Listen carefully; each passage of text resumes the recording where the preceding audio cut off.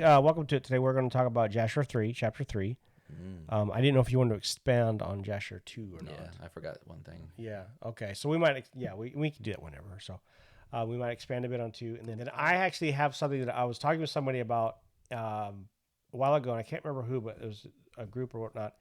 And it was just about what to do when kids are having nightmares, like their kids are having nightmares. And I don't know a lot of people who know different techniques on that. I only know one. It was effective. It worked very well. It was the only one that I was ever taught. I did use it. I did do it. It was I taught it to people. So I think I'll go over that today because it's actually really cool. They're grateful, So I thought, okay, that's something I haven't talked about. Really? Okay. So then maybe we can do this. I didn't know that. And our father has them too, and I've tried to talk him into doing this, and he won't do it. He's just like, "What? That sounds so stupid." I'm like, "Well, continue. Just don't want to hear about it then." So I took him out the other day. We had a blast. He was having fun. He just needs to get out of the house and goof off more. And so I might try and pick him up this weekend too if I can. Maybe grab him tomorrow. I'll go to the coin shop and goof off there. But welcome to it. We're just having fun today. I don't know why I keep looking that way. We're trying some new programs out. We're trying out some new stuff just to see if we can get this going and get it smoother. So there's going to be a few hiccups along the way as we get things fine-tuned and wired down. We're getting there. So do you want to, let's go ahead and start with Jasher, and then we'll go from there if you want to do that. Right. We can kind of goof off, and you can just go until the kids are happy. Do you want me to look anything up? I didn't ask you that. I forgot to. Okay. Jasher 2, which is on the previous one. The only thing I missed was when Kenan took over, became king of the earth, kind of, and he was teaching people how to live godly lives and all that stuff. He actually was filled with God's Spirit to the point where he couldn't really, I guess the word is control, but he could. I guess he could influence and control spirits. It says he could influence and control Elohim and demons. So even back then, there was such a thing as a demon. Yeah. Apparently. And then Elohim, of course, we know they'd fallen, so it must be at the time. Yeah. And as far as the Elohim, there could be countless amounts of Elohim. That's something that I'm interested in. I want to look that up because I would like to know. Yeah. So Elohim just means spiritual entity. Okay. And so, I would like curious as to what they were. The cherubim, seraphim. So if you say cherubim or seraphim, that just is the plural version of cherub and seraph. Oh, it is. Oh, I never knew that. Okay, that's new. Yeah. So cherub, seraph, and then you have angels, archangels. You have messengers, and then you have the 7 spirits of God, which are listed in Isaiah. Like one of the spirits, like wisdom, and stuff like that, and they're listed in Isaiah. But so he can commune with them and command them. I don't know if he could really command the Elohim as much as he could the demons, but basically, if somebody was distraught with demons or whatever, he can command them to leave and things like that. So so he had the ability to kind of... He had power over them, I should say it that way. Not control, but power. And if he beckoned for Elohim, they'd come and talk to him. Okay. Kind of thing. So, and he taught everybody on earth how to live like God wanted them to live because, there's nothing written down yet, right? He was the first to write things down on tablets, stone tablets. He was the first. This is interesting. Yep. So he's controlling, containing. He's, what's the refraining? The refrainer? No, in Revelations, it talks about the devil's being held back. It's I want to say refrain, but it's not the word I'm looking for. Anyway, restrainer. So he's kind of like almost like a mini little restrainer for that kind of. Okay. Yeah. I'm just throwing words out. Go ahead. So chapter 3 starts off. It's talking about Enoch. So he is Methuselah's son. No, father. Father of Methuselah. I'm trying to remember now. That's the only, I forgot about the genealogy there because there's so many of them. Because they actually list them in Jasher as far as what they were. So he is. I can look it up if you need to.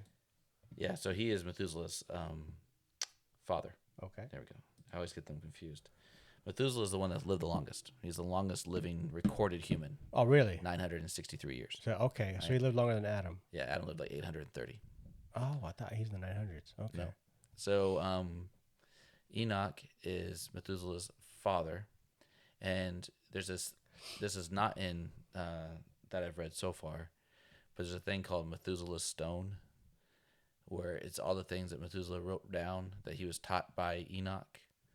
And because Methuselah knew Adam, Adam lived all the way to the point where he died during Methuselah's life. Okay. But it's actually made up. There's no such thing as Methuselah's stone, but it's a reference that you find in old writings, not super old writings, but some old writings. But basically, what happened is Enoch comes around, and after the 200-year mark, he becomes kind of like a king of the earth. So at that time, there's other kings. So this is after Kenan's time.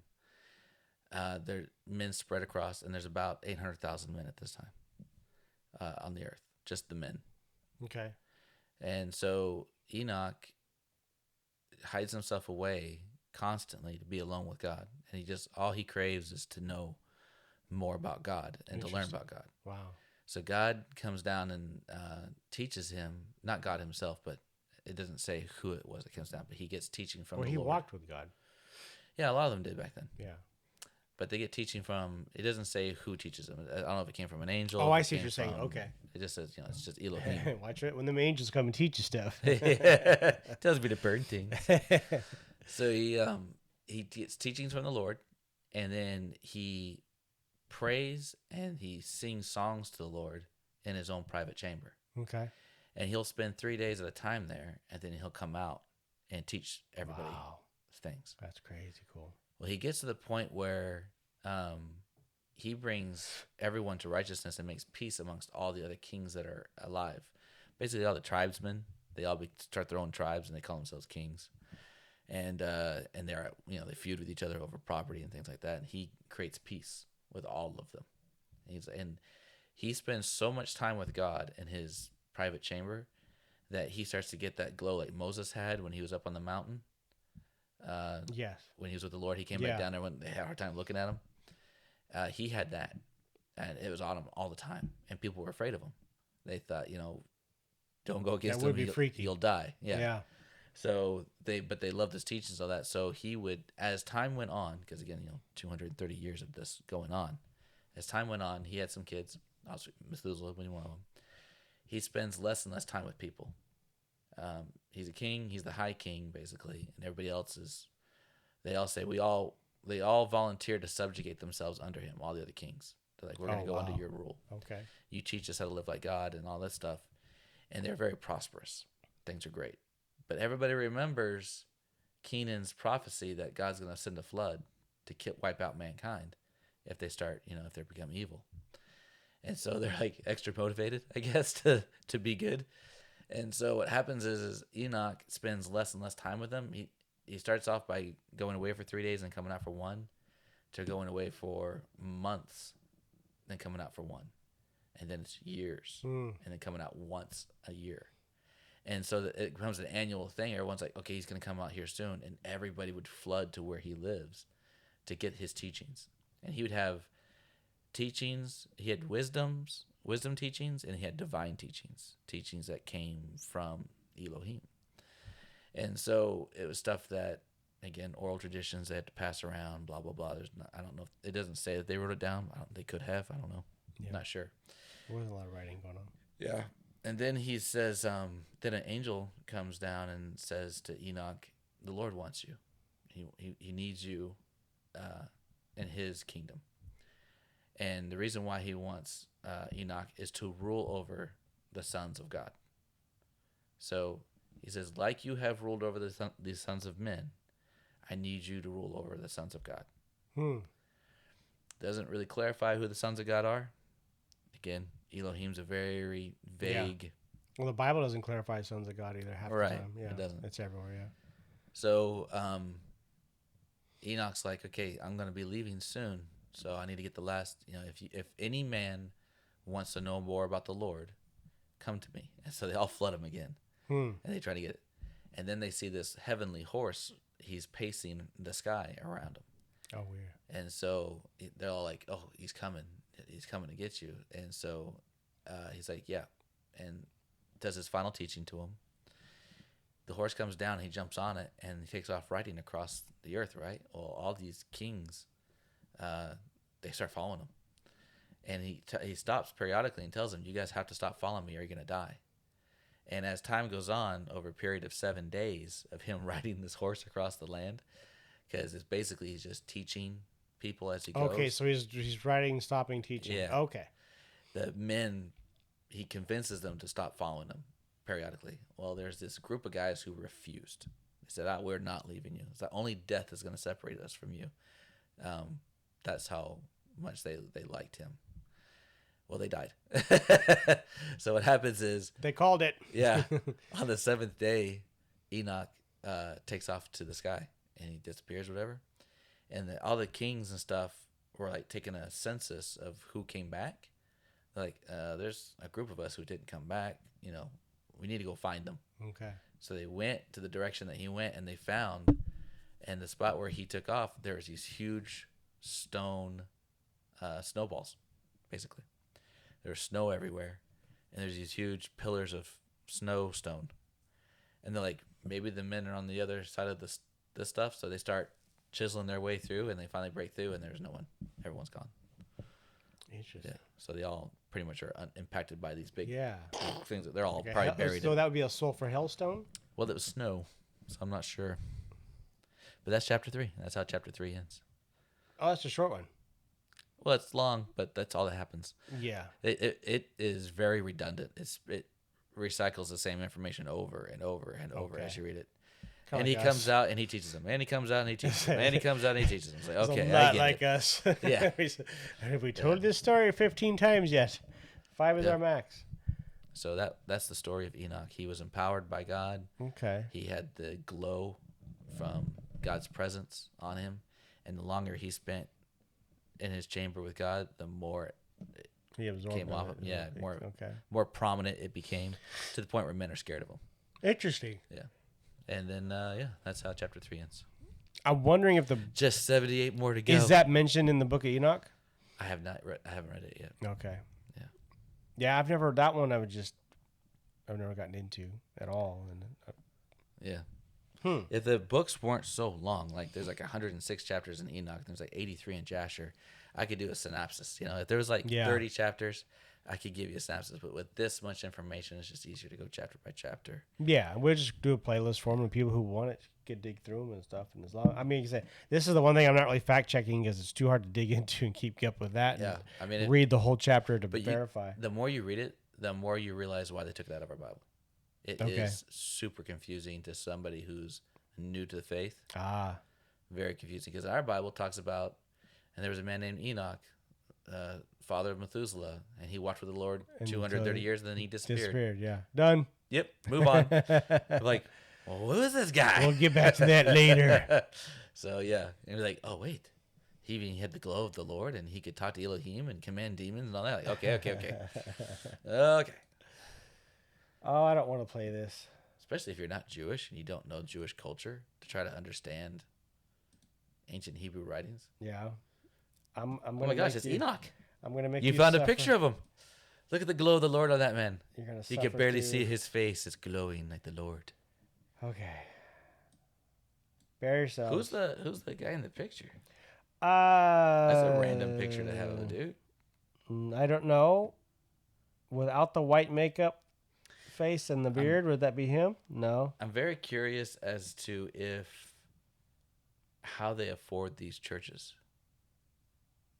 Oh, who's paying for them? I mean, these are elaborate churches. I mean, they're like the old Methodist style. Look at the wood engravings. Well, again, them, okay, the stained windows. You know, their churches are collapsing. I mean, look at why. Churches are collapsing all throughout America. Islam buys them up like crazy and pays pennies on the dollar for them. Yeah. And so they might just be it, or this might be who took it over. There's a church in our town that I want to buy really bad. Try not to go down there. Where? Sorry. Oops. That's a rabbit trail. Where is that at? It's in Saks. Saks is not in our town. It's in Anniston. That's a while away. Yeah. 10,000 10,000 square feet. Okay. It's got its own kitchen, its own youth room. It's got its own school. It has a school in it. Yeah, and a sanctuary and everything, offices. It's like actually no, it's like 20,000 square feet or something. It's huge. What do they want for it? 300,000. Hmm. It's nothing. It's Not in an for- old, not for dilapidated that. part of town. It's right across the street from the high school. Oh, really? Right across the street. And that would be such a good after-school program building. That's a rough area. Yeah. Yes, That's a very rough area. but it's all set up with a full kitchen, cafeteria, youth room that has all the media stuff set Yeah, up. but I wonder if it's up to code and still functional. It was a halfway house up to a year ago. Oh, okay. I think I know the building you're talking about. Yeah. So they had 40 So men they're living out of there. So they're out of there now. Yeah, they stopped. Okay. They closed the program down, and they're just trying to sell the building. They're trying. This to is that same one that we used to go to and like deliver Mhm. the beds or whatever it was to or something. Yeah, they were delivering the mattresses to. Yeah. Yep, that same building. And it's just I was just like, man, the things that you could do, the ministries that you could have in that building, because you'll never get that much square footage and equipment for $300,000. No. Yeah. I mean, could you imagine trying to build like 20,000 square feet?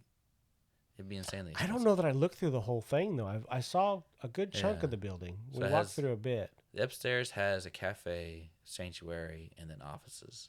Okay. Downstairs is nothing but rooms, classrooms. Right. One after the other. And there's That's where they probably housed all the gentlemen at. Yeah. 6. I think there's 9 or 12 of them down there. Yeah. 12 rooms. 9 or Something 12 like that. rooms. And some are big. Yeah. Some are big. Some are. And then outside they have an outbuilding that's a youth room. That is got the I remember that. stage, the multimedia, the lights, the whole thing, sound equipment. And then the other building is the kitchen and cafeteria style. It's just a giant kitchen with tables and chairs. So, I think I remember that building too. I'm trying. It's been so long since we've been Yeah, there, it's so been I've a been through there. but it's I'm just like, man, and just ministry opportunity wise, it would be freaking awesome. What would you want to do with it? Don't know, no idea. Hmm. I would like to do some form of after school program and some form of ministry of some sort. Definitely don't want to do a daycare or any of that crap, but an after school program, kind of like a Boys and Girls Club maybe of America, but not like full time, just like Well, after school don't would know. normally be 3 to 5 or 3 to 6, whatever you decide. exactly Yeah. Monday Some through Friday. places, if you decide to take on the number one thing that you would make money off of is the little guys. Yeah, I don't recommend taking in the little guys because that's where it gets that's pretty tough. That's daycare though, right? Well, no, you would take them in. Well, it would basically become daycare. Some of them get out at like 2:15, yeah, and some places like ours are all day. So our little guys they stay all day, but they leave at 2:15, whereas the rest of the kids leave at 3. I don't want to do And daycare. it really helps because that's 40 kids leaving in 40 vehicles, and then you've got Yeah. 300, 400 coming in behind them 40 minutes later. So I have no interest in. It's because it's not about money, really. You really no, don't care. daycare is not what you want because it becomes a drop don't off, and nobody cares about their kids. They want you to do it. Yeah, I want something where I affect change in Mhm. somebody's life. So You need trade programs, stuff to teach them those kinds of deals and whatever. But yeah, but I had to somehow make it a career so I could spend. it'd have to be Time doing profitable. Now, an after-school program would be a profitable, per se. Finding quality people to work, not doable. No, Not where you are, not that No. area. no, for sure. You Not. you have to find people that are a little bit further away, and you're not gonna be able to pay for them because they're gonna stay closer to home for gas prices are killing everybody right now, anyways. So, and working with family is just a terrible idea. I think you and I are the only ones that can work together. We wouldn't. Anybody else would just kind of be like, oh, just go over that side. Yeah. That 10,000 feet is yours. Yeah, We'll take yeah, this 10,000 Yeah. square feet. Take that and your ideas with you Yeah. because they're terrible. Those kinds of things. Family always just becomes family. Yeah, But yeah. If I could figure out, because I mean, $300,000 is cheap. is For the that is the much. roof solid? Is the foundation solid? That's the thing. I'd have to look at a lot of that. I mean, I could inspect it all and I could figure that out. That's Yeah. one thing I am good at. I can tell you if the building's a piece of junk. So it's completely vacant now, though. They did leave out. Yeah, they did. After the men's house, I think they decided to try to rent it out to a Hispanic community for their church, and they just couldn't afford it. they were there for a half a year or so like that, but they just didn't have the tithe money coming in to afford it because it was like I think it was like $2,500 a month or something like that is what he was renting it out to, just enough to cover the bills Cover for the cost it, of it. That's the actually, church is paid for. say that's cheap. The people who own it don't owe anything on it. Yeah. So, but they started it out like $700,000, because of how much square footage and what's all in there. Yeah. And now it's down to $3. They just want to get rid of it. Yeah, they want to get out from underneath it. So I'm like, how The about taxes you just and all that are probably give it to me? There you go. I'll take it off your hands. I mean, it would be a tax write-off for them if they've got money. Yeah, if they've got money to they do have money from it. Okay. I mean, they're not like sanely rich or anything. They're right. They just got money. I would, if you're wanting to do something there full time, first off, I would recommend starting the church back up. I'm trying to remember the location. Isn't there a church down the street from it? Like the little there's Baptist lots of church? churches. Yeah, that's Lenoa's church is down there. I think Lenoa's right down the street. Harvest Baptist Church. Yeah, that might be Lenoa's. I can't remember. I know what it looks like, but I can't remember the name because there's a Baptist church. Every 7-Eleven has a Baptist church next to it. Like bars in Alaska. They're on every yeah, corner. exactly. But it was in the area, and I think when we drove by it, I pointed it out to you. But it's a big church to fill, to the point of where you're paying the rent you need to pay, kind of a deal, the utilities and the rent. Mm-hmm. Normally, you would have a foundation first. You'd go in with 20 or 30 people or something like that, Which, I mean, think about it. You and I can get that pretty quick. Yeah. We bring people to the table. We could do that. Yeah. I think if people found out, one of us is preaching, it would be like, let's go see what crazy sounds like. Which we're about to talk about crazy in a second, so it would work. I got a preacher for you. This guy will come down and take care of it. Yeah, it's I mean, you would do that, and the main thing there is you bringing at least in something, and then you're taking care of a little bit of food for your table at the house and whatnot. And then, because you have to prep that building for an after-school program, you can't just fire it up. right. It's got to be safe, secure. It's got to be locked down so people aren't coming in the back way of it and finding kids and stuff like that. Well, it used to be a daycare, so they have all that crap. Oh, it was. Oh, okay, it was. Okay. Yeah, the downstairs Okay. was all daycare. Okay, I remember you said it was a school. That's right. Yeah. Okay. Yeah. And then the thing of it is just there's so many homeless people that you could help. Yeah. And seeing as how I just don't know how that would work if you had an after school program. You can't just have homeless guys running around. But like on the weekends or something where you could just feed them. The thing is just like, love on them, Yeah, they would become accustomed to going there, and so they'd show up at any point, any time, and you Yeah. need to be available for that if that's what you want to have an option. So if you want an option, take care of I them. just want to help you. I just want to do something. Yeah, I'm 100% behind it. I don't care. I think I'll delouse the them. need is there. That is for certain. They had full showers in that building, right? Because the guys all had areas that they showered in. Yeah. Yeah, like a full bathroom. Yeah, it was showers. a recovery house of for a little while. They were running 12 guys per room, I think. They had 50 guys there, and they were making some money. They were making big money. It was paying for everything. Yeah. But I think what happened was they realized that they weren't helping the guys at all. There you go. I hated that program. Yeah. Hated that program. Because they went to Celebrate Recovery. They could choose between AA meetings or Celebrate Recovery, and they always chose Celebrate Recovery. I don't know easier. It's easier. You don't have to deal with your problems there. Maybe. Yeah. AA will, if you get a good AA person, they're gonna chew you up, spit you out, and you're gonna feel it. Oh yeah, you're gonna feel it. Okay. We used to do group therapies, and man, when I learned, okay, these guys are all lying all the time, their mouths are moving. Yes. So then you would call them out, and it was my boss Jerry was just amazing. He'd be like, oh okay, well you can lie all you want to. I'm sleeping tonight. Fine. How are you? Are you sleeping on the floor still? Okay. That guy. And then he'd get their faces scream at him. When Jerry he knew was him. such a cool dude. Yeah, he knew inside now. So you that's why they're going there. But Dude, the thing he could clear a room with a fart though. My God, he was awesome. He epic was so farts. Cool. He would he taught me a lot. And like I say, he would see it when I walked to the door. Okay, you're full of garbage, that kind of thing. But again, we had people shooting up in the parking lots and then coming in and all, so you could see it, just smell it off of them, kind of so to speak. You're like, I can smell the shame and guilt coming off of you. But if the program they had here, like I said, I did not like it because, just what you said, it wasn't helping them at all. No. At all. And I just wanted to get out of jail. And the guy was pocketing an insane amount of money from these guys who worked long hours without getting paid at the thrift stores that he owned. Oh, this is a different. Yeah, it's not the same people. Oh, it's not the same people. Okay. No, that's Oh, who was this guy? Okay, So I this thought is he was our the old same. pastor that we used to go I to. thought he was the same Green. That dude that Green was at, or whatever his name was. No, Okay. this guy's legit, dude. He's a good dude. Oh, okay. Him and his wife, he just saw a need and filled it. Okay. Right. And then once he realized that these guys were all coming to his church, it's kind of the reason why me and Mackenzie, one of the straws of why we left, is because we had these guys running around the church. Yeah. And I was doing youth. Unchecked. Yeah. And they're sitting there just glaring at these youth girls walking by. And I snapped my fingers at them. I was like, don't even try it. I'll rip your face off, kind of thing. Yeah, and they would try it in a heartbeat, too. Yeah. And I was like, dude, I had women asking me to walk them to their cars. Yeah. Because these dudes are creepy. It was a stupid idea. It was just a bad idea.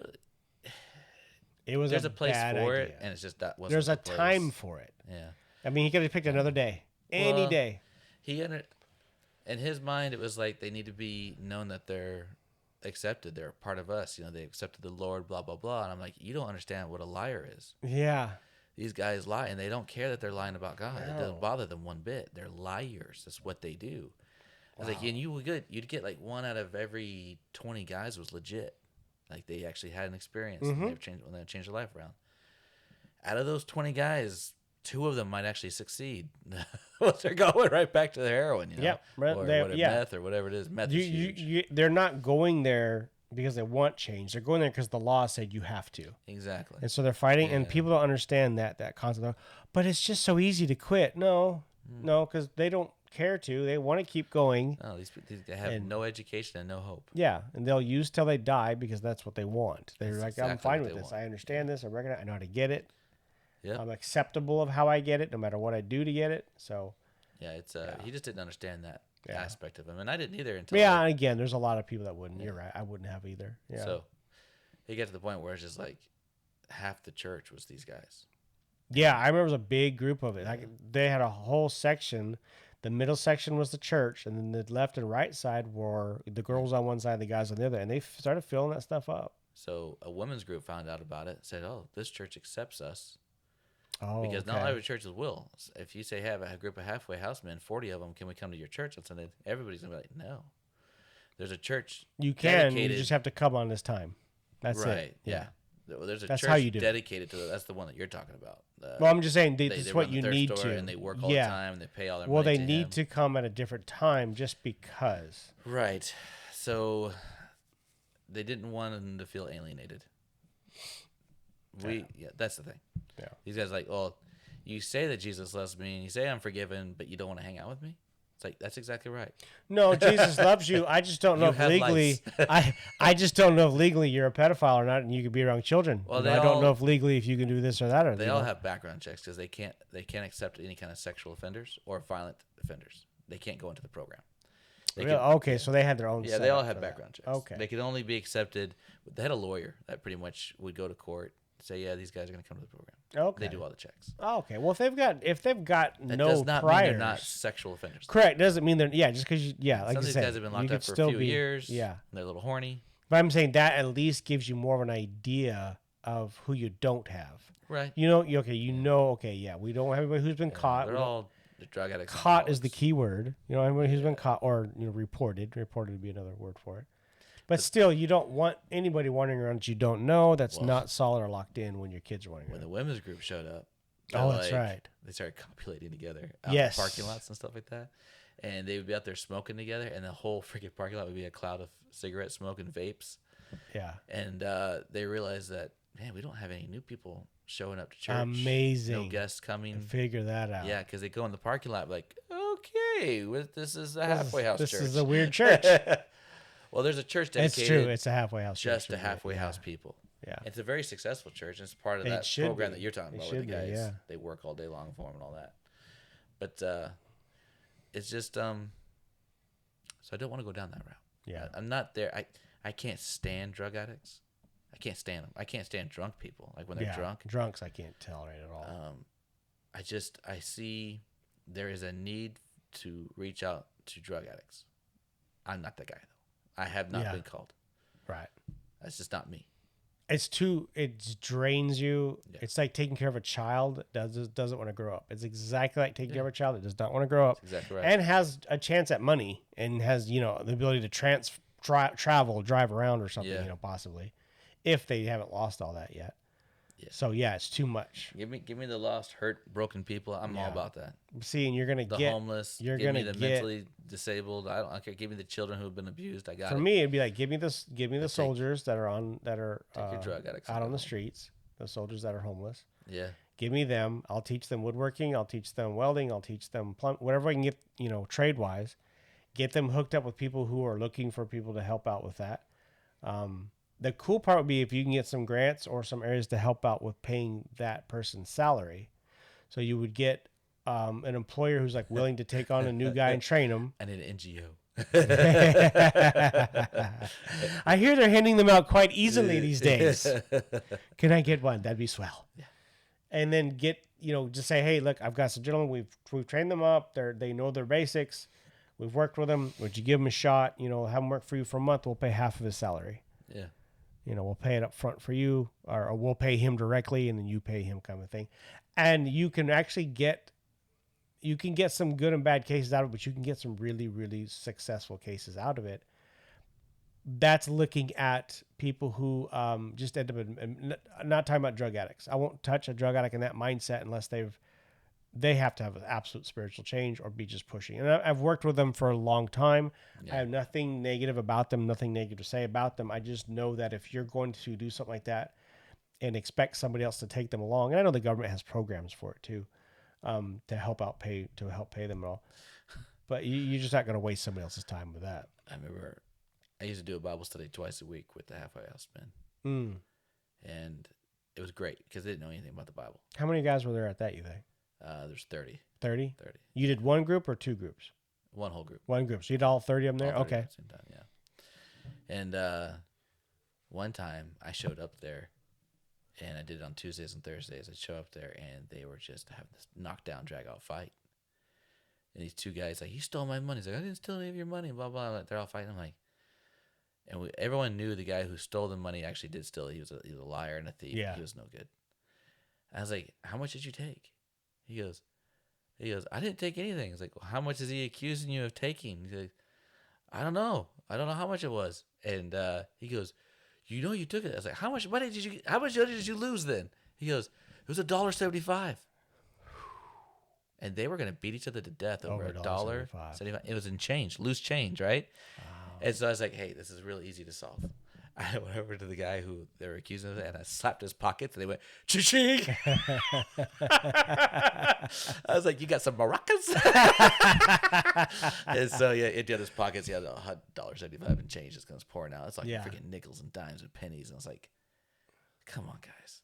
I knew at that point in time, I was like, you guys are so mentally not capable of life. Yeah, there's no growth there. There's no maturity there. Yeah. No, none. They're children, like you said. I was humbled a long time ago in my early 20s, just out of college, working with Jerry, and we were at a home that was the walls were barely standing, kind of a concept. There was just no, we were bringing food to the home. We were checking on a couple that he had known for a long time that had lost their son, who was a drug addict, and he was just checking up on a family that he, wanted to just see. And his heart for people was huge. It was monstrously huge. And we went in to go look and to check on him, and there was the mother was thanking him as we were leaving the house. And I dropped off some food into the kitchen area, and I tried to kind of help them out, cleaning up a little bit of stuff while they were talking and catching up. I was just kind of doing stuff. I didn't know the family, I didn't know anything about them, so I was like, I might as well just stay busy with something, And we're walking out. She's on a walker. She ditches the walker when we're walking out to a cane to get through the house better, and kneels down outside on the porch to grab pennies that were that had fallen on the. She's in absolute pain and agony, kneeling down, slowly getting her bones to stop cracking and popping, like just to pick up maybe 5 pennies. Oh my gosh! And then we helped her back up because she sort of did it as we're walking down the steps of the porch, talk. He's just, just, I'm checking up on you. I want, I'll call you. Call me if you need anything coming in. And I can hear her like, just wincing. Yeah. So to speak. And I turn around and she's just kneeling down in absolute pain. And I, go up and help her back up. And I'm in the truck with Jerry. We're driving away. And I'm like, I don't understand. I couldn't imagine the amount of pain that would cause her, especially as old as she is, because that's something you probably wouldn't recover from for a couple hours just to pick up 5 pennies or whatever, because you've never known pure poverty. Yeah. You've never known absolute destitution. And there's like a big slap in the face kind of a deal, like, like that is absolutely true. I haven't, because I've worked hard my whole life. Right. Yeah. And I've worked painfully. I'm in so much pain every time I come home. What even we now. haven't experienced is trauma. Abuse. I agree. We haven't appeared. Yeah, we've never experienced any kind of abuse or trauma because we wouldn't. At this point, of course, we realized that we would not have allowed it. I don't think per se. Well, they say that if you grow up in it, you see it. Trauma, your brain stops developing past that point of the trauma. So if a child, based on the level of it, you're correct. Yeah, so they say that. Yeah, I'll give grace to somebody like that. Yeah, yeah. But how many people are like that? And again, they get tied to toilets and burnt with cigarettes. I mean, this was a woman who, grew up probably taking care of her husband and kids. Yeah. He's passed on. The son had died from a drug overdose, I believe, if I'm remembering this correctly. And he was at the house, which I'm sure he was useless to her anyways and a burden anyway. So she was by herself, I believe. And there might have been family in the area. There's a lot of women who give up a career to raise kids, and then that happens, and then they're done with it. Would be tough to go through like that stuff. Like I think that was one of the things that because I have a pretty big place in my heart for elderly people. Because I'm like, I know it's gonna be me one day. They're so gross. Like I always tell my nephews, you're wiping me when I'm all drippy and runny and things are coming out all kinds of. They're like, no. Like, I'm staying with you. Yeah. But I think like that was something that I kind of woke up to, and for me, a place to take care of the elderly would be something I would be okay with. I mean, you'd have to have a medical staff, of course, to just a basic one. Just a basic one. Is we make it so hard in this country to do anything for anybody. Absolutely. Legally wise, and the regulations, and because it's a sue happy nation, everybody wants to sue you for everything. That's it. That's all it is. Yeah, you spend every dime on a lawyer. There's nothing else for anything. Who was it? Was it Socrates who said Socrates? Socrates. He said that you want world peace, start with killing the lawyers. Yeah. I think that was it that said that. And again, lawyers have always been a problem. It's the time of the dawn of time kind of thing. They've always been the one. Interesting. Yeah, I mean, if it wasn't in the location it was in, I would say it'd be great, like a little. But that's why it's so expensive. Orphanage area. No, I'm just saying it's too close to danger to run with kids. It's a place that you really have to, and look at what you're going to attract in that area. You know what I mean? Just riffraff from the street kind of concept. They're going to know what's going on, and they see kids, they get excited. So for me, it would be more of like an orphanage, a halfway, or even a place to transition kids whose parents are in prison or whatever. What if you open up a giant foster home? Well, I could say like it could be a foster type. I wouldn't want to be in the foster system, because that's when you're trying to meet a bunch of garbage regs and a bunch of garbage stuff that is just a systematic nightmare. But if you just have a place that's safe, and that especially kids who are reoccurring in the system, that would happen. Every time they showed up, they knew, okay, I'm okay here. When they came back for the third, fourth time, they'd be like, okay, I'm okay here. At least here I'm gonna get fed. Yeah, they got rules and they're disciplined, but they obviously care for me. Yeah, I mean, it's big enough to where you can have sections where you have age ranges, and then when you get kids, you'd have to run it like an orphanage, basically. When kids become reliable, the older kids can help you with, you can give them little areas. They have 3 or 4 kids that they're in charge of if there's somebody you feel like you can trust. And the middle school and the high school and elementary school are all within pretty much, not the elementary school. But the middle school and the high school, I think, are within walking distance. The elementary's up a bit. Yeah. Elementary, you'd probably still have to get a bus to, but because of the highway. Yeah, they could go to school. They get 3. I could feed them at the school in the morning. They get fed at the school in the afternoon. See, now you need a kitchen staff. I could feed them in the evenings. Yeah. See, the thing is, the building is so big, you have to fill it quick, and therefore you have to have fast staff. If it's a smaller building, you start small, then grow. But just like the kids' church, it'd just be a kids' church. Yeah, it would be a solid 100% kids' church. And I mean, that would be so cool. You'd have a youth group and a kids' church, and that'd be it. No adults is the best thing in the world, dude. yeah. I'm telling you, no adults is amazing. You have a screwed up kid, show me the parent. Oh, yeah. 100%. That's it. And that's it. I mean, 100%. I had so many homes I'd walk into, and they're like, don't even look at me. You just go fix my kid. I'm like, I already did. Yeah. I'm taking him. Yeah. I'll fix it by putting a bullet in your head. Yeah, I'm going to get rid of you. You're going to be out of his life. That would be the hard part for me is controlling my temper. Yeah, me. I have. You get a kid who's abused, and then they're going back to that parent. Like, okay, just give me the address. I'll make sure I get them there. Yeah, I'll drop them off. Yeah. Oh no, the place was on fire. We had to leave. We couldn't even get through the front door. It was bolted shut. They were chained to their bed while they burned alive. Oh my gosh, that's horrifying. That sounds terrible. Well, just let us know if you need anything. Just disappear, you know. Come on, Frank, you come back with us. You're no longer a ward of the state. Yeah. We're gonna have some paperwork for you to sign, and to be able to get them like grants and scholarships and crap would be so rewarding. Yeah.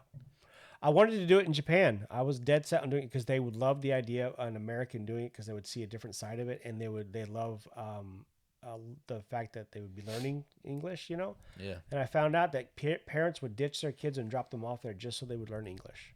Huh. In Japan, you cannot. So it's, and I think we've talked about this once. We rehash stuff because nobody listens to our old content, and so deal with it. Our current content. Our current content. Yeah, I don't even know why. If you're listening to this, what's wrong with you? You're mental. They have a kid. They can't afford the kid. They don't want the kid. They put the kid in an orphanage. It is dishonorable to have an orphan. Have one? It is dishonorable for you as a parent, as a father, to have an orphan child. You mean to like adopt one? No. Well, yes, but here's the thing. You have orphaned your child. If you're still alive, how is he an orphan? Because they take them to the orphanages and dump them off. You don't want your kid, you dump them off at an orphanage. I'm confused. Okay, so orphans aren't always the orphans' parents aren't always dead. They're just like kids. Yeah, adoption is like, hey, I have a kid. I'm 17 years old. I can't afford this kid. I'm going to put the kid up for adoption. People adopt a kid. Okay. He's not orphan per se, but he's an orphan in between that process. Gotcha. You know what I mean? Right. So what they do there is they can't afford the kid. They don't want the kid. Normally, that's just they don't want the kid. Yeah. Well, now I guess it. Which have you met some of these kids? I understand that. So they put the kid in an orphanage. Okay, but it's dishonorable to have a child who's an orphan. You're a parent, you know. Yeah, I can see that. So they don't give the rights of the child over to the orphanage or to the state, which means nobody can adopt the child. So why would they take him? The child is still, that's the question. And I think it's mostly because they know that the child would suffer. They know that this too. I've said the same thing. I've said, well, why would they take him? And I didn't have a solid answer. Yeah, that's like, because that was, you know, you abandon the kid on the street and then I'll go find him. And I think it's mainly just the culture. I think it's like, well, they kids, they can't afford them. Japanese have a weird culture. So the child cannot be adopted. It's still legally, you're still legally the parent. It's still legally your child. But you're not raising them. But you're not raising them. So they stay in orphanages forever. Yeah. They'll stay in an orphanage forever until they're 18, then they're out. And that's the thing. I was like, wait a minute. And then, if you have an English-speaking orphanage, they'll just pile them in there just so they'll learn English. Because they're like, oh, cool, they'll learn English. That's the number one language for them to, learn in Japan. And different things like that. And so it's kind of interesting. But again, you get kids that are there. You got great kids. I mean, they're fine. Their parents just can't afford them, And then, a lot of times that happens with orphans, period. It won't be here. The kids here will be awful. But, Well, the kids here that are taken out of a home would be awful. Yeah. The kids whose parents, just disappear. I have a kid working for me who's one of the hardest working kids on the planet. She's 7th grade, going into 7th grade. She runs rings around my teenagers. I mean, really? I have this. So we're getting shipments in. UPS drives up. He's like, I got 78 boxes for you. Oh my gosh. Yeah. And that's happening for like a week and a half of just them coming up 15, 20 here. I've got about 300 boxes in. Okay. Do you guys have like a pallet jack or something? No. Every box is hand carried. That's why I don't have a back anymore. Every box is carried in, and I'm the only one who carries them in. You don't have a hand truck at least? I have that. I have carts and stuff. I have things like that. But I've got to get it onto the cart. I've got to get it onto the hand truck. The poor people who are like, I've gotten it down to where I push all the carts out in the road if I know they're coming. I got 2 pallets of paper boxes of paper one time. The heaviest crap known to Here's man. the best thing. This was the best moment. You talk about people who can't be. This guy's like, yeah, I got 2 pallets here for you. Okay, pull up over there and I'll unlock the doors over there and we'll just bring him in. Oh, I can't go in. I can't do that. I can't deliver that. Yeah. It's just easy. You have a pallet jack right there. We'll just nope. I'm not going to school. I'm not. But they're gonna have to be right here. And he's just a low-life douchebag who had 2 things. 1, he was either too lazy, or 2, he had felonies and he could not go into a school. And so now if that happens, I'd tell them, then take it, leave. I don't care. Yeah. You take it with you. Then they're already on the concrete and he's already getting in his truck and leaving. Yeah. You know what I mean? They had both of them in the sun. Yeah. In August before school starts. I'm humping 2 full pallets. They had bought every teacher 2 boxes of paper, and all the offices had like 10 boxes, the office area. So it's just a ton of paper coming. And that ripped the right side of my back out just trying to get it all up, So it's just been that it's like I have a little bit of time to recover and come back and all. So that's why I don't sleep anymore at night. It's just like I wake up in the middle of the night, like, what was that? Stop it. Okay, quit. I breathed the wrong way. Yeah, that's exactly what it is. If I sneeze, I'm on my knees on the floor. I'm like, I got to sneeze. I'm running to a dark closet where nobody can see me. I'm just like the baby on the floor. And if you do sleep well through the night, like you sleep hard, and you don't move, you wake up with a migraine because you never moved. And you can't. And you're on the pillow the wrong way or something. You can't get up. You're like got paralyzed. Yeah, I'm doing like push-ups to get up and everything, and I used to jump rope every morning. Yeah, I can't jump rope anymore. I was doing it every morning. I can't. I'm like, oh no, this is bad. This is dumb. And I hate jump roping. There's so much craziness on it. But I don't like it because I can feel my boobs bounce, and I'm not supposed to have boobs. So every time I jump rope, I remind myself, I'm fat. It's like, this kid though is being raised by her grandparents because her mother. Pretty common thing nowadays. Yeah, her mother. It's disgustingly common. Yeah. I'm noticing more now. This state, Alabama, has programs to help grandparents financially that are taking care of them and all. And that's what happened. He's in prison. She's dead. And so but she is one of the most and it's a solid Christian family, very stern family. They don't have cell phones. They don't have those things, Yeah. Heavily into, she does swim and they both did like gymnastics for a little bit. And they have a bunch of sports stuff that they do, soccer and all that. They put the boy and her in it. And the boy's real quiet and real shy, real calm. He's pleasant, but he's not social.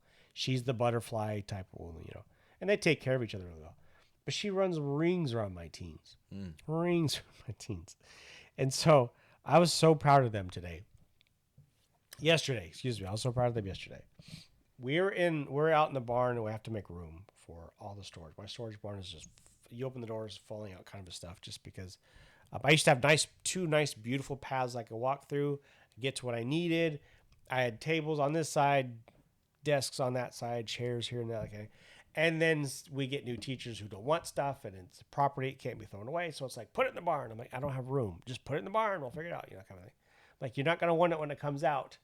Yeah, no kidding. You're not. It's baked in there. Yeah, it's gonna be like full of brown recluses. Bird. Yeah, it's gonna be the black widows in there. Oh, I had my weed eater was in there when I first got it. And I was like, oh, okay. And I grabbed the handle of it. Like, I'm talking a whole family of black widows just shot out of there. I shoved the whole thing in the cart, turned, walked away. And was like, I don't need a weed eat. I'll just go get a machete. Gonna go buy a new one. So we burn this one. We get it all situated. I'm like, all right, we're stacking desks on top of each other, the student desks. They don't, they just don't sit. Nothing sits well. You've got chairs with that spin that have wheels on them. You can't put this stuff in storage well. It doesn't work. Yeah, it doesn't stack. So I have a corner of all those chairs. And there's like 45 of these spitty 5-prong chairs. I said, the only thing I could do is create a mountain out of these guys. We're just going to have to. And they're like, well, what's in that corner? I'm thinking, that's an 8-foot lamp. Those are LED lights that are for the barn. I'm like, look up, that's LED lights. I said, so let's not crush those because I've already buried them to the point where I can't get to them. And I'll figure that out later. Right now, it is 92 degrees inside this barn. It's stupid hot. And I don't want to be out here dehydrating anymore. So we start chunking the tables, the chairs up in that pile, and we get them in a nice, good, conformed, tight pile. It's not spread out anywhere. It's not crazy. It's not falling over, anything like that.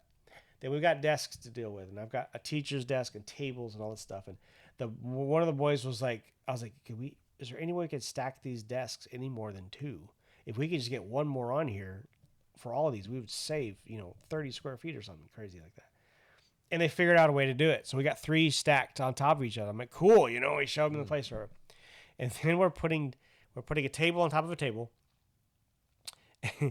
And we're going to go 3 high with these tables. We're stacking them. And the table's kind of heavy. The teens are struggling. The 2 boys are struggling with it like that. And the one that's kind of guy, he's like, let's go. And he's like, shoots his arm straight up. They both push up to get on the table. And the second I saw the arm shoot up, I started to yell, stop. And you heard the loudest bang. 8 feet of LED light or phosphorus light just shatters into pieces. And I'm screaming, close your eyes and look down. Close your eyes now and look down. There's just a cloud dust of glass. Yes. In the oh, man, it was. And they just don't breathe. He shoved up, boom, and they're holding the table in the air. And I'm like, just whatever you can as an umbrella, whatever. The table's like flipped upside down. The feet were up in there. The feet are what hit it. The feet were up, because they were putting the table on top of the table. And this cloud just falls down. And I'm like, look down, close your eyes, just keep your eyes shut. And I had a big 4-foot, 3-foot fan, those big shop fans that sit there. It was blowing. Oh, okay. But it was blowing into the back of the room, which I'm fine with, but it was blowing that dust off of them. Yeah. And so I was like, thank God the fan, because I just plugged it in. Like, I'm like, hey, I wired this. It works when I plugged it in. And I'm sitting there and I'm looking. There's just glass everywhere you could think of. There's Is glass. it a dirt floor? Or? No, it's concrete slab. It is a slab. Oh, okay. But again, there's so much crap in there. We've only cleared like a 7-foot area by 3 foot. There's nowhere to escape. There's nowhere to run. So I'm like, all right, just put the table up. I think it's safe. It's fine. I look. I'm the only one looking. I'm like, okay, we're good, because the fan, like I said, the fan was huge. It blew everything. I'm like, go ahead and put it up, wherever. I said, well, here's a broom. And I was proud because they actually did something. They weren't looking at their phones. They weren't, you know what I mean? They did a stupid thing working. They learned something vast. They were making fun of each other for like 25 minutes while we were, the shop vacs were there, brooms were there. So we just swept it up and we just vacuumed. But I'm like, this is the only time you've actually done anything work-wise where you've learned from it. Yeah, they know how to strategize stuff and get things done now, because I'm like, okay, everything you're doing is dumb. The bar's low. What happens if you go this way? What happens if you just use that door instead of that door? You're not walking around the whole building. Little simple stuff, And but they actually did it on their own. They screwed up on their own. I was just like, you actually really learned something today. 8-foot phosphorus LED light, and they didn't get both of them. They got one. So he stopped before he got, because they're side by side, tight knit. 8 feet long. Yeah, those flares on both. Then I'm like, okay, I got to screw with them somehow. I didn't care. I did not care at all. I just don't. I'm working with teenagers my whole life. I don't care. It's already broken. When you yeah, they break stuff. I'm like, okay, now you have to carry it. Now you have to fix it. Now you have to put it back. I don't care. Or whatever.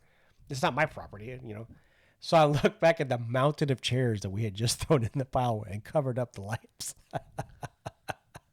I'm like, how long do you think it'll take you to get another lamp out? Because we got to get this thing touched out. And he's looking at me. This is like a varsity travelable soccer player. He's a great kid. He's like, you serious? What's dark in here? All the spiders? It's scary. Now he knows I'm screwing with him. He's like, oh, thank God. I'm like, let's go. Why is it dark in here? I'm like, it's hot. You broke the light. Like, it's hot. Let's go. Clean up. But it was just nice to see them actually do something that wasn't involving them on their phone, looking up, me repeating myself. They screwed up on their own. They fixed it. They swept it up. Whatever. There's no lamp there, but I'll go in and get it. Eventually, I'll get to it. I just need to get stuff off property books. But I was so proud of them for screwing up. It was hilarious. It was funny because they didn't have a clue. I'm like, check your socks, because they're wearing shorts. They've got slip-on shoes, or they weren't wearing Crocs and slides this time. That was so helpful. That was really the sound. I'm like, check your socks, because if this glass gets in there, you won't notice it until it's dug into your skin for a while. You're walking through the grass and stuff. But anyways, teenagers these days are scary. Yeah, they're scary. And I had a long conversation with a couple of them, like the grandmother of that little girl. I was like, just don't get her a phone and you'll be fine. Yeah. Don't get her a phone. You'll be fine. Keep her in sports. If I have to pay for them, I don't care. If the teachers are here, love her to death, they'll all help out. We don't care. Don't get her a phone. And she's like, well, I mean, I kind of want to talk to my friends. I'm like, yeah, but what are you going to talk to them about? Because all they're going to talk about is what's on their phone, and you're not going to be able to. You're going to want to do the same Call thing. them. You're going to share. Talk to them on the phone. Yeah, so give them a phone call. The Snapchat thing is just, it's not working. So It's amazing. It's not their fault. no, we did Right? it. We did it. We did We allow it. 100%. Yeah. And that's another reason why I the can't truth get of it is mad. most adults are addicted to it. And that's the thing. Yeah, I was watching a pastor. I think it was Jack. He was talking about how he was at a restaurant, and this little girl was just sitting there looking up at her two parents who were on the phone the entire time. I saw that today. Yeah, Little kid staring at his dad. just staring at his dad Sitting on his phone. And his son's just staring at him. he's like, so I went, and I said, hey, this is the time you get. All she cares about is you right now, And he talked them into it. And they're like, Yeah. that kind of thing. And so, I mean, we need to do more of that. And there's the one, there's the video that they were talking about on PB today. It's a ball game. It's the anthem. Everybody's standing. Some guy's sitting there. Old guy's like, hey, you need to get up. This is the anthem. He's like, whatever. He smacks him in the back of the head. The guy ends up standing up. It's like a 35-year-old, 28, 30-year-old guy. He ends up standing up wherever he's like, thank you for standing. Like, hey, get up. Yeah. And like, yeah, back in the day, you didn't think about sitting during the anthem. No. You got the crap kicked out of you. You were like, Nazi commie. Yeah. It's like people on top of you beating you. Well, we were all very patriotic back then. We were patriotic because we didn't know that our country was so freaking evil. Yeah. Well, and again, too, we've done nothing for the last 25, 30 years but in colleges but teach them that we're garbage and evil and needs to go. And all of the comments that they were looking through the comments just to see what people thought about it. All of them were, how dare you touch him? Really? Basically, like, you have no right. That's assault. How he should assault. press charges. There was a lot of stuff of that. Yeah, it's assault, but it was needed assault. Elderly people get to assault you. It's not like he hurts you. It hurts your feelings a little bit. That's like the one thing you can look forward to when you're getting old is that you get away with crap like that. Yeah, exactly. I can't wait. Yeah, exactly. We'll be smacking dude so much. We'll be like, this is so much fun. Joe Biden didn't go to jail. He's freaking too elderly to go to freaking court. For jokes. I'm terrible at remember jokes, except for today. Tangent, you're within your tangent. Oh, this is great. You're tangenting on your tangent. So a guy dipped his scrotum into a big old container of glitter. Right? Okay. Pretty nuts. I died. You lost on that one, huh? For some reason, I remember that joke. Now, I can't remember anything else. Does that qualify as a father of 3 boys? Does that qualify as a dad joke? Definitely. Yeah, definitely a dad joke. Yeah. We're going to teach you all kinds of fun stuff here. Let me tell you, kids. Oh, man.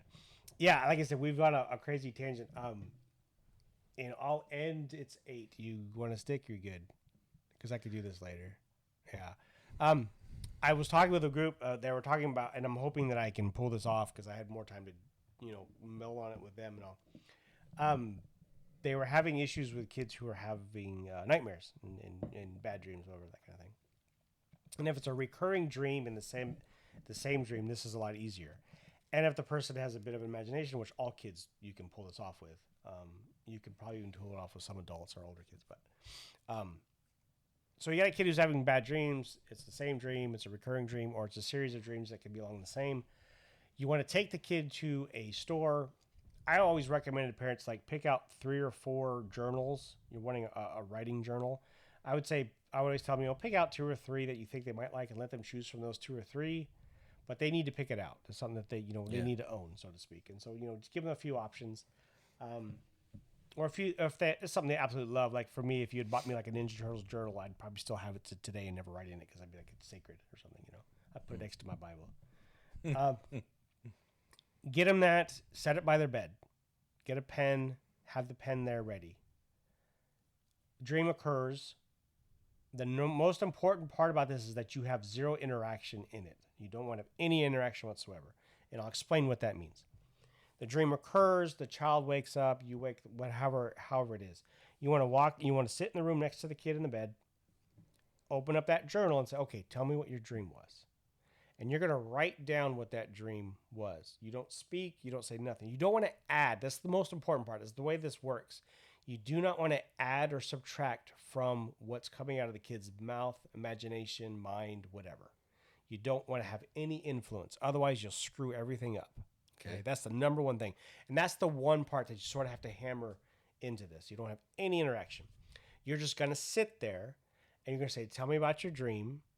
Okay. They'll tell you what they can. They'll piecemeal it. What happened next? Get the dream out of them by just asking them, okay, what did you do? What did it do? You want them telling the story.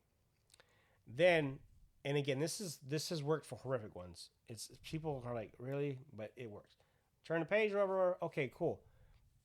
You're going to go through that dream and say, what would you want to happen? What you want them to rewrite the story. Okay. The longest I've heard of is like 2 weeks somebody had to do with this with a kid that was just, and they might have been a developmentally disabled kid in a small way, maybe on the spectrum a little bit. Just it was harder to get through. I can't remember, but most of the time in 3 days you're done. Is the kid writing it or do you write it? You write it. Well, most kids can't write. Yeah. If you can have the kid write it, then yes. If it's an older kid that can write, you want to walk them through it and have them write it. Yes. Sorry, I didn't explain that part. As I've always said it. I've always said it to people with younger kids who can't write. And I've never. So this is for kids who have recurring nightmares. Mm-hmm, yeah, or ones that are themed along the same lines. Yeah. It can be different, but it's still kind of the mindset of the theme. There's something there that's catching. That's what you want to trigger and rewrite. You want them to rewrite it. So you would say the werewolf's like chasing me down a hallway and I can't run, I can't breathe, whatever. Okay, so you're in the hallway. What happens? Well, the werewolf says, okay, well, what do you want to happen? Well, I don't want the werewolf to show up. That's the first thing they'll say. Okay, well, how do we make that happen? What you want to get them just kind of, oh, well, the werewolf can't get in the house. I don't know. I'm making stuff up because the kids make it. He gets you want eaten them by a making it shark. up. Yeah, the kid falls. The werewolf falls in a trap, and the hunters. I don't know whatever.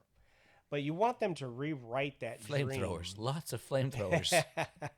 And I was trying to remember some of the examples that parents had come back and given to me, but I haven't even spoken about this for 25 years. Because I don't work in that capacity anymore. But it was really the idea. The idea behind it is, I don't know why I thought this was such a big, huge thing. Don't have any influence. Mm-hmm. They have to create it. That way, when it's repeated by the second or third time, if it doesn't work the first time, I've heard the person who taught to me said they've heard every spectrum every variable of 1 day to 2 weeks. And they said that 2 weeks is normally just a kid who's has a difficult time with imagining those kinds of things. So they might be on the spectrum a bit. But the number one thing is to not have any influence. Have them rewrite it so that they're remapping their brain to what it wants to be. And eventually, you're writing a story that doesn't involve any fear whatsoever. And you're fine. They're sleeping through the night. And that's what you're going to get to is them sleeping through the night. But you're just going to sit there and say, well, what you want to happen? Well, the demon shows up. The scary monster shows up. Okay, where are you at? Where do you want to be? What do you want to happen next? Mm-hmm. What would you like? Like, I can't run. Okay, what would help you run? Okay, that's a big one. A lot of the big ones was I can't run. I can't move. What would help you move? A jetpack. A lot of kids, go flamboyant. They'll throw something crazy over. Oh, cool! Write a jetpack in there. Then a jetpack later on just become a pair of shoes, and it'll become something they can run in. And eventually, the monster's not even in the house or whatever. Or there was one. I think it was a car wreck a kid kept seeing while he was driving down the road or something to that nature. If I'm trying to pull these out of my brain, and it's been so long. And I remember okay, where are you? Well, I'm sitting in the back seat of the car, and I'm peeking over the window. I can barely see over the window. Okay, what do you see? Well, I see a car, and I see it was a dismembered body of some kind, I think, that they had seen. And they had seen it in real life and was dreaming about it. Okay, you're in the car. You peek over the window. What do you want to see? Oh, I wish I had seen the ocean, but I didn't. I saw a bloody body. They'll keep going back. Okay, so let's write down the ocean. What's in the ocean? Yeah. What's happening on the beach? Is it a sandy beach? Well, describe the beach, that kind of a thing. And some kids won't know for that, so you'll dabble, you'll learn. You know your own kid, and they'll rewrite that story to be an ocean. And in the dream, they won't even be in the car anymore. They're just automatically on the beach or something of that nature. Yeah. They'll get themselves there.Ey'll bypass it. And so it was just something and I'm hoping will help. I don't even remember. I was with a group. I don't remember who needed whatever. But it's just I'm the craziest janitor you ever saw. And so, anyway, all right, we're going to wrap this up. We've got nothing accomplished today. Good luck editing this. I had 5 or 6 things that I wanted to talk about we haven't even touched on. Probably should have stopped and restarted each different subject. I'm just going to... Good luck. I'm going to find the part you talked about, the Jasher or whatever it was, and just going to start the stuff there. So you guys will never hear any of this. This will be the outro, and you'll be like, wait, what did they talk about? We didn't talk about the Jesus pots. So I'm just done.